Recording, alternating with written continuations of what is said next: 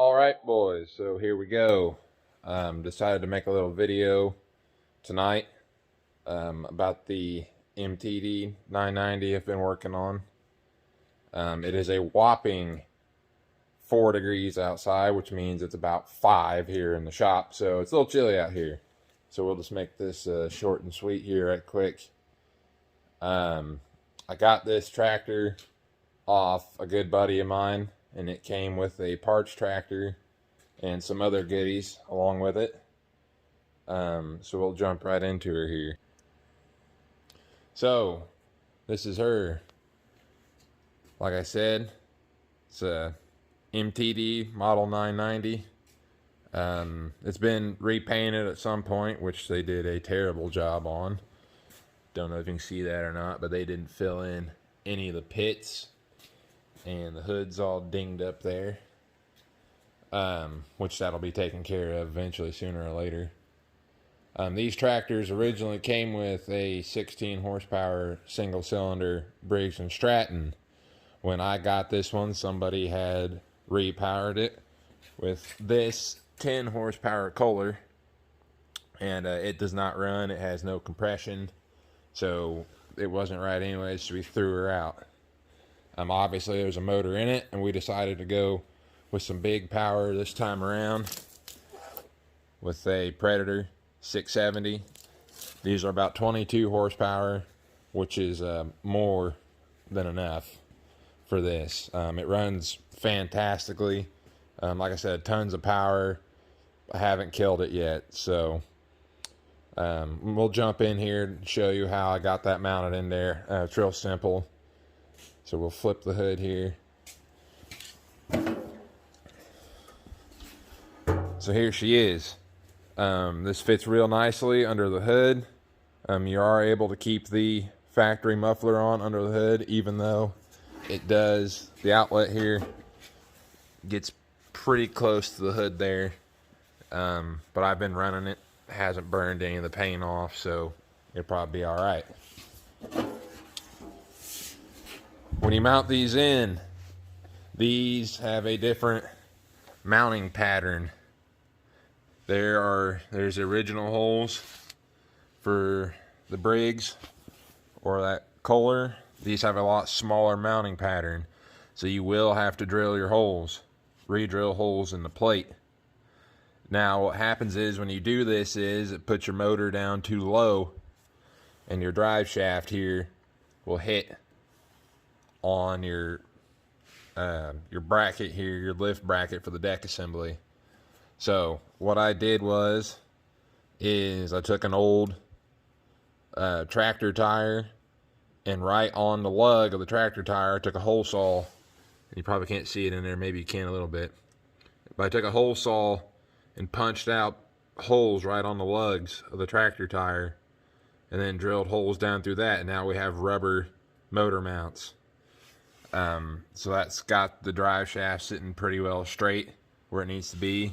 Don't laugh at the bolts I got in there. That was all I had, so I need to go to the store and get some different ones, but they'll work now for testing purposes. So the next thing is, this is the engine wiring harness here. This is one that I've just made. Don't mind all the zip ties holding everything together, but keeps shit out of the way.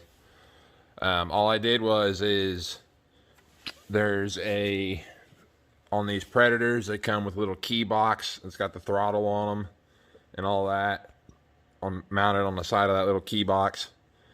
So what I did was I took that key box apart, took the ignition switch out of the key box, and all these wires right here, they have these little male-female connectors on them where you can just pull them apart. And all I did is just cut the wires right after the connector and extended it all the way up through the dash and everything up to there. On that wire harness, there's several fuses in this wire harness that you will need to add.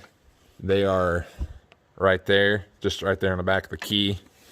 You'll want to keep those in there. Those are part of the charging system to stop, things from shorting out and etc. Also, these Predators do have a oil sensor in them. You know, if you don't have any oil in the engine, it will not start. So you will want that hooked up in there as well, which is real simple. Just made my own wire harness, just hooked everything up together.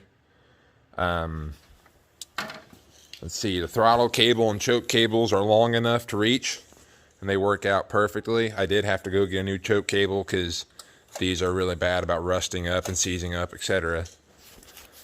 Now, the original motor and how the gas tank mounted on these there was a bracket right here, which, yeah, there it is. So this bracket held the fuel tank in, and it mounted, you know, inside there like that in those two holes. There's another bracket on the side of the original motor, and it had a big fuel tank that ran from here all the way down under the hood. And that's how the fuel tank was. Now, when I got this tractor, it did have this fuel tank in it. Now, this is obviously not the original fuel tank. This is off something else. This is only about a gallon at the most, if a gallon. So what I did is when I got this, the tank was sitting on this bracket in there long ways, like that. And obviously that wasn't going to work out, being too close to the muffler. I'm still really not comfortable with how close this is to the muffler, but I don't really have much choice. We're running out of space under the hood there, because I also have to put the battery under there, and the battery is going to sit right here under the fuel tank in this little battery tray, and that's going to be a very snug fit. So here later on, I might do something with the exhaust here, maybe to move it forward. Even just moving it forward like half an inch would be better than nothing. So, but yeah, this is it. Not much to her. You know, the hydraulics work great on it. I've got a little getting her set up for plowing this year, so we're going to make some modifications here to this. So this is a 12-inch Sears plow. We're going to make some modifications to that so it'll work a little better on the tractor here. But yeah, love the Category 0 3-point on them. You know, they're good, stout tractors. This is pretty much it. There's going to be lots more updates to come on her. We've got new lug tires coming for the back, ag tractor tires for the back, and those will probably get loaded up with beet juice. We do have new tires on the front already. These are just, I had a new set of turf tires laying around here, so I put them on there because the old ones were completely shot. Don't know if those are going to stay on there or not. We might go with like some V61s or some tri-ribs or something cool along those lines. But yeah, it's supposed to be getting painted here probably when it gets warmed up. We'll get lights put in it and get her painted up right and back to her correct colors. Unfortunately, on these 990s, they have a plastic dash, and the dash is always cracked on them all the time. You won't ever find one that doesn't have a cracked dash, unfortunately.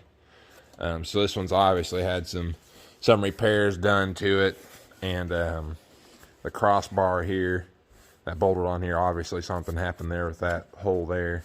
But it's supposed to be a crossbar, which I took out.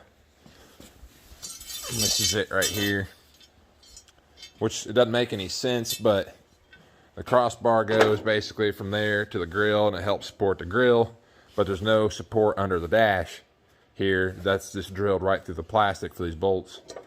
So I feel like that's kind of part of the reason why these dashes bust out all the time. Obviously, with putting the fuel tank in there, that's not going to work, so I had to take the crossbar out, and I will probably be modifying this crossbar or this grill support, whatever you want to call it, and I'll have to brace the grill, somewhere else on here, or maybe brace it down on the frame or something like that, because that's a big, heavy, and that's actually cast aluminum is what that is. That grill's made out of, and that's actually pretty heavy. So, but yeah, she's coming along great. She runs good. You know, it's a hydrostat. The pump, works good. It is a little noisy, but I haven't found any of these of any brand, any old garden tractor that's hydrostatic, that the pumps aren't a little noisy on. So, but yeah, let's see what else is there to do. We're gonna get lights wired in, get a battery put in it. And on these, they do have their own charging system. Here's your voltage regulator, and that runs out of the voltage through this wire harness. It comes from the stator off the flywheel side through the regulator, and then it runs up through the harness and back down to right back here, and you'll put your positive battery cable from your battery here, and then when you're charging, you can just back feed through to your battery. So yeah, so far, Predator 670, been pretty impressed with it. Runs good. Honestly, it kind of sounds like a generator when it's running. It has a pretty constant RPM. It doesn't matter what range of RPM you're in. It stays pretty consistent like a generator would. So other than sounding like a generator when it's running, it's not too bad. So far, I think it's well worth the money.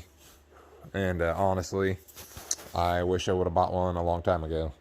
So, but yeah, just stay tuned, and I'll show you all the updates that are coming up on it. It's going to be pretty great. The before and afters are going to be awesome. So, but yeah, I'll catch you guys on the flip side.